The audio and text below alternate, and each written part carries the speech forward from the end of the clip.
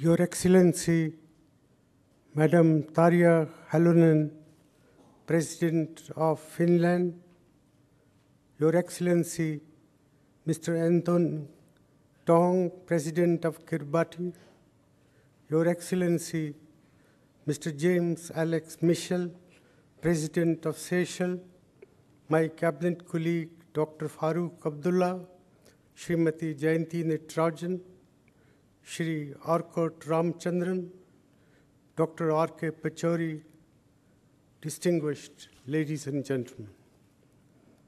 I'm delighted to be here today at this inaugural session of the Delhi Sustainable Development Summit.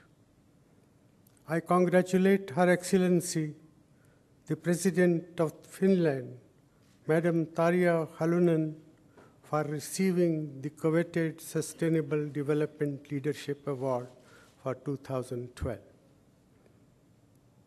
We wish her well in her important role as co-chair of the United Nations High-Level Panel on Global Sustainability. Ladies and gentlemen, this year marks the 20th anniversary of the landmark Rio Earth Summit of 1992, which set out the concept of sustainability and its importance as a crucial parameter of human development.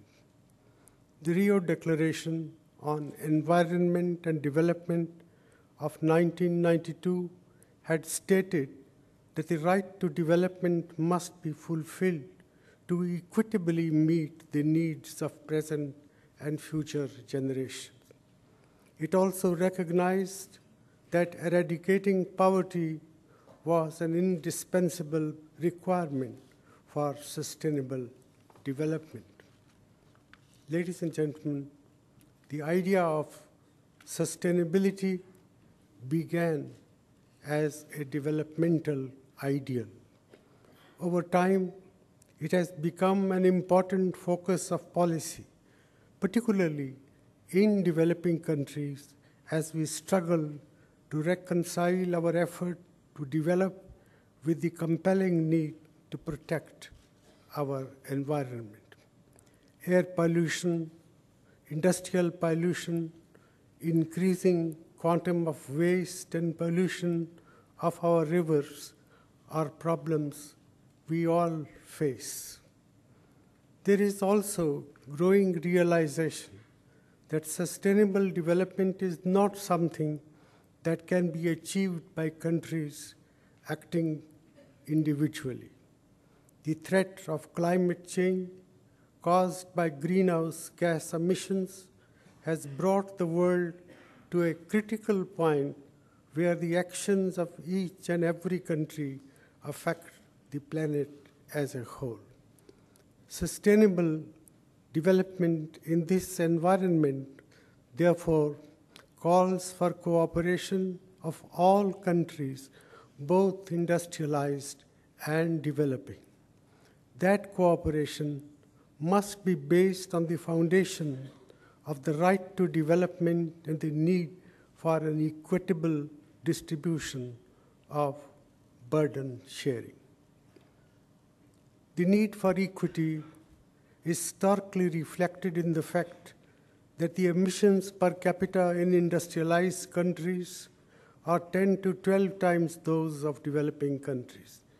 We know that total emissions in the world must decline, but what does this imply for emissions in individual countries? We must find a way of solving this problem in a way that does not deprive developing countries of their right to develop. As a developing country, in the front lines of climate vulnerability, India has a vital stake in the evolution of a successful, rule-based, equitable, and multilateral response to issues relating to climate change. The principles of the UN Framework Convention on climate change provide the basis for creating a workable framework along these lines. In this context, it is necessary to recognize that currently there appears to be a lack of collective global will to address this problem with the seriousness it deserves. We need to give renewed momentum, therefore, to the global negotiations for cooperative, collective action for the management of climate change. The 17th Conference of Parties at Durban did achieve some important gains. The agreement at Durban on the second commitment period of the Kyoto Protocol is a significant achievement because there were doubts at one time about whether any agreement could be reached. I'm glad that an agreement was reached. We cannot make progress in this difficult area if we allow the commitments of the past to be unraveled. In the ensuing negotiations, we will need to focus on the substantive nature of arrangements based on the principles of equity and common but differentiated responsibility more than their legal shape.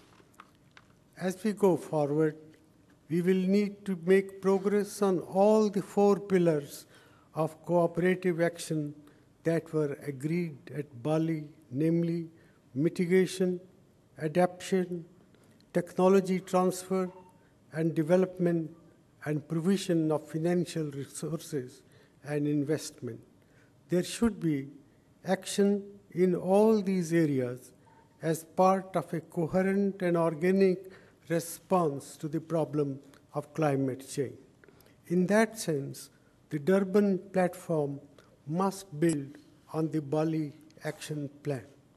Ladies and gentlemen, I can assure you that India will play a constructive role in the ongoing negotiations, and we will certainly live up to whatever obligations fall upon us as part of a fair and equitable agreement. On our part, we are progressing with our own national strategy for mitigation and adaptation. Our national action plan on climate change is progressing satisfactorily, and the 8 national missions are moving ahead. We hope to build a strategy for our 12th 5-year plan, which begins in April this year, and which will be designed to ensure significant benefits for climate along with inclusive, sustainable growth. Food and energy security and sustainable use of scarce natural resources will constitute important constituents of our strategy for sustainable development. We will seek to reduce the emission intensity of our GDP by 20 to 25% by the year 2020, taking 2005 as the reference level. Ladies and gentlemen, India is one of the mega biodiverse countries of the world. Our traditional knowledge is both coded as in our ancient texts on Indian systems of medicine and non-coded as an oral tradition. With 4 global biodiversity hotspots, India ranks among the top 10 species-rich nations. India was one of the first few countries to enact a comprehensive Biological Diversity Act in 2002 to give effect to the provisions of the Convention on Biological Diversity 1992. Yet, India and the world have miles to go before we can claim notable success in fulfilling the 3 objectives of the Convention, namely conservation of biological diversity, sustainable use of its components, and the fair and equitable sharing of the benefits. I am happy that India is hosting the 11th Conference of Parties to the UN Convention on Biodiversity in Hyderabad later this year. I expect the conference will bring about global consensus and forward-looking action on such major initiatives like operationalization of access and benefit-sharing mechanisms, which will go a long way in promoting community participation in conservation and sustainable use of resources.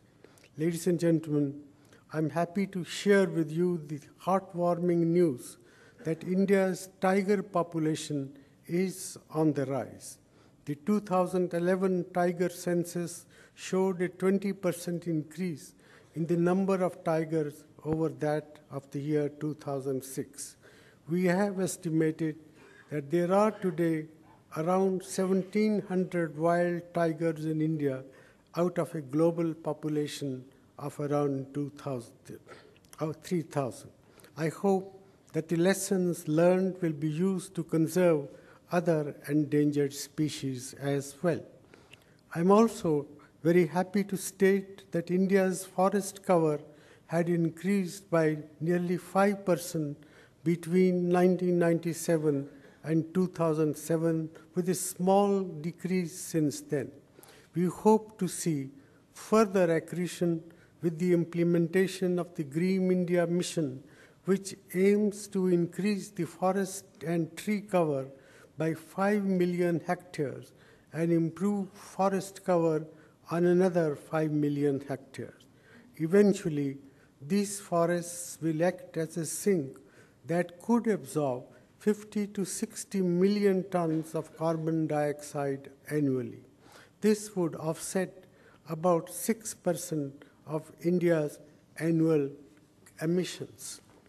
The Government of India is trying to put in place institutional arrangements and mechanisms to promote policy development and stakeholder engagement on sustainable management of commons.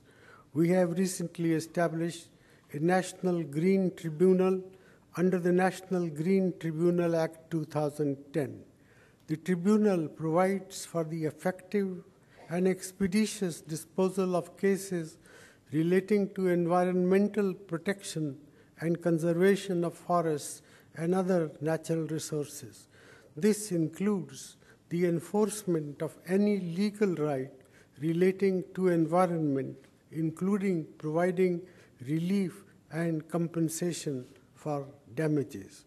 The National Ganga River Basin Authority is yet another example where we are trying institutional innovations to protect this sacred river. The objective of the authority is to ensure conservation of the river Ganga and to maintain environmental flows by adopting a comprehensive river basin approach. We hope that the engagement of all stakeholders and this new approach will yield positive results. Ladies and gentlemen, the Rio Declaration of 1992 enunciated 27 far-reaching principles that sought to protect the integrity of the global environmental and developmental system. These principles have stood the test of time. I urge all those ladies and gentlemen gathered here today to reflect whether they have been given the importance they deserve in establishing a new and equitable global partnership that was the aim of the Rio Declaration.